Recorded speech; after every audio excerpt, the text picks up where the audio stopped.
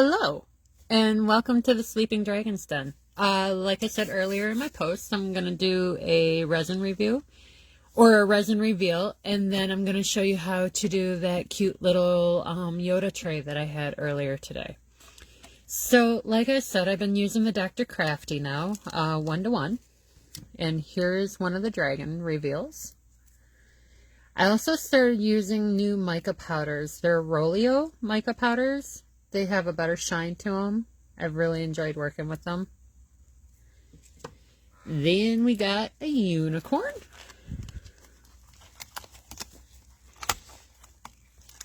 And these molds are a little bit harder to pull out. So what I did with this one is I dusted the inside of the resin mold, the tail area and the mane with a gold mica powder, and then the rest of the resin I colored with the pink mica powder pigment with a blue horn. I put some of the blue into the mica powder. So this one came out really nice. The problem that I've been having with this mold is that I've been having a little bit of an indentation here on the bottom of the chin from an air pocket. Absolutely no indentation. This unicorn came out absolutely gorgeous. So I've been looking around my city and seeing what's been going on, and I think I might actually do a craft show at the St. Clair Shores Flea Market. This has been leftover resin that I've been using. So anytime I have a little bit of leftover resin, I've been pouring it into this mold. And that's what I got. And after the first couple pours, and I noticed that it was kind of a blue, I kind of went with a ocean type theme. So then the bottom, I made it look like a sandy beach area. So that came out really pretty too as well. This resin comes out very hard, very clear. It cures very fast. There was one day when I was finishing up with the remainder of the resin that I had left in the previous bottle, and I ended up having probably about 50 mLs less hardener, or I'm sorry, less resin than the hardener. And it still came out good. I was actually quite shocked. I thought it was going to come out a little weird. I don't recommend not mixing to a 1-to-1. This bear came out really pretty. I'm really enjoying these new mica powders too. But just saying that this resin is a lot more forgiving if you end up having an accident or less resin. The one thing I did find out about resin is that while it's curing, the mixture can get very hot, like up to 160 degrees. So if you end up getting resin on your skin, you're going to want to get it off as fast as you can. Or not as fast as you can, but as soon as you can. And to do that, you can use regular alcohol, rubbing alcohol, isopropyl alcohol, with some soap and water, and get that off really nice. Let me adjust my light here. So these mica powders have a very nice shine to them. They have very nice coloring to them.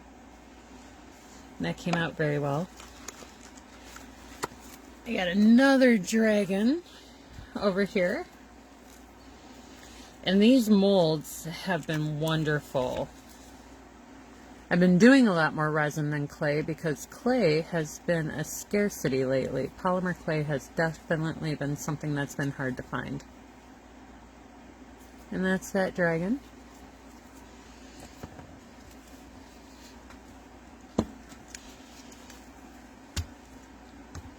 I also got a new mixer. I got a new mixer, and I ended up getting a cheap one first. I got one that was like maybe like $14 or something, and it was pretty cheap on Amazon. Didn't work very well.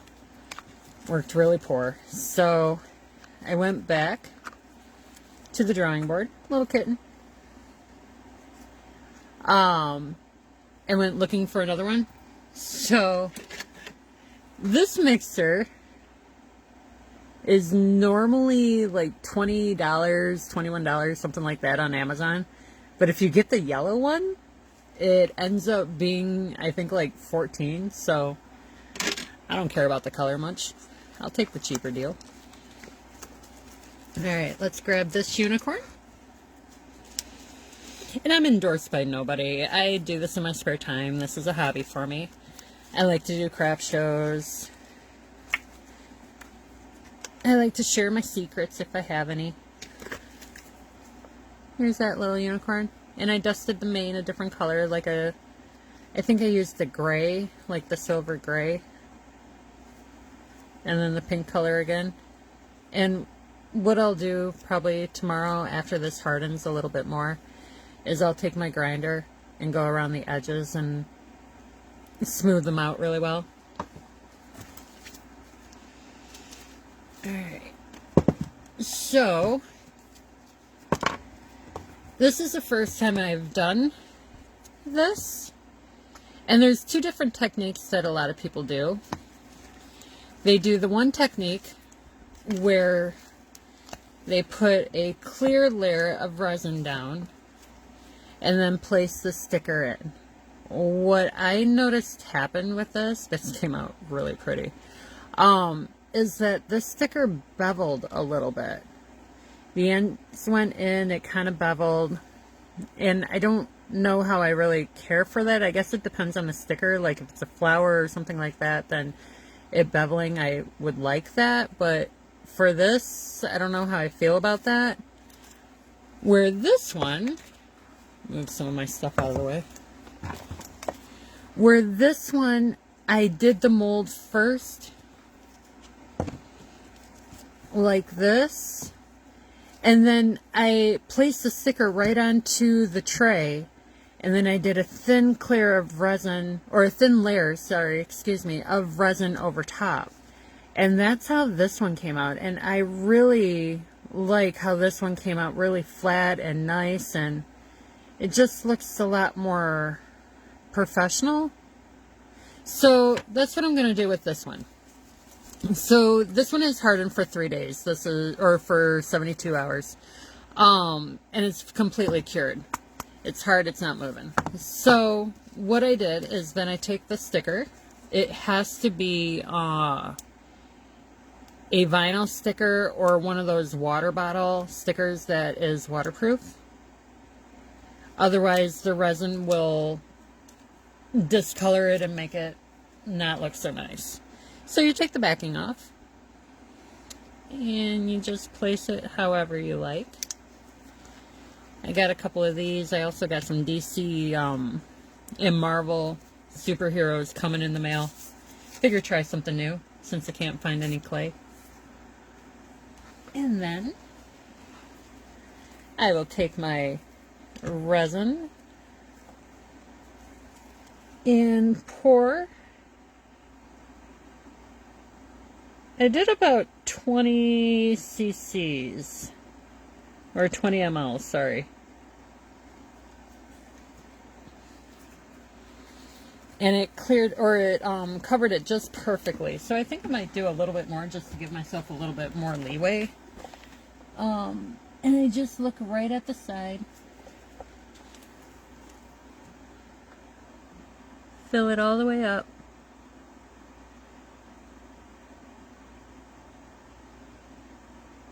And if I'm doing a large batch of resin now, I use the mixer, but if I'm just using the small bit amount, I'll just use a popsicle stir or one of my reusable stirrers too as well. And you'll stir it for about 2 minutes or so. The more resin you have, the longer you have to stir it for. Making a mess. And I just cleaned up everything on my workstation. But you'll see it get cloudy as you're mixing. If you warm your resin, it'll help to get some of the bubbles out. You can also take a lighter to it. I wouldn't recommend taking a torch to it when it's in a mold because it can heat the resin up too much and have the resin stick to the side of your mold and damage your mold. Different tips for cleaning your molds is you can either take some packaging tape, wrap it around your hand, and just kind of stick it to the mold, and it'll take any of the mica powders, glitter, charms, whatever you put onto it. It'll take that off. You can also take rubbing alcohol, and I actually have isopropyl alcohol in a spray bottle. And I'll just spray the inside, take a piece of paper towel, wipe it out, and then store it in a rack so that it keeps the mold from getting dust collected onto it. A covered rack, sorry. But as you stir, you will notice that it gets clear. And we're just about done here. The slower you stir, the less air bubbles you'll have. This is going to be a really thin layer, so I'm not really too concerned about air bubbles, because as soon as I take a lighter to it, it's going to release all those air bubbles right away. Thicker pieces, you want to make sure that your mixture has as minimal air bubbles as possible, because the deeper it is, the harder it is to get all the air bubbles out. Pour kind of evenly around. Got a little bit left over, but what I'm going to do is now I'm going to spread it. And this resin is very good at self-leveling, so as long as I get all of the areas on the bottom of the tray covered, it will level throughout the entire piece. And one thing that I found out when taking a picture of the other Baby Yoda, I didn't notice I missed a spot until I actually took a picture of it. And then I saw the spot that I missed. So look at it from all angles. Make sure you got all the spots. This tray, the mold I got off of Amazon, but to do a thin layer, it seems to be about 20 mLs. And then I'll grab my lighter and just run it completely across the entire thing. And it'll pop all the air bubbles. Like I said, another trick you can do is you can warm the resin before using, stir a little slower. Also, you can let your resin sit for maybe about 5 minutes before you start working with it. Oops. And take a look from all angles. It looks like we are pretty much good.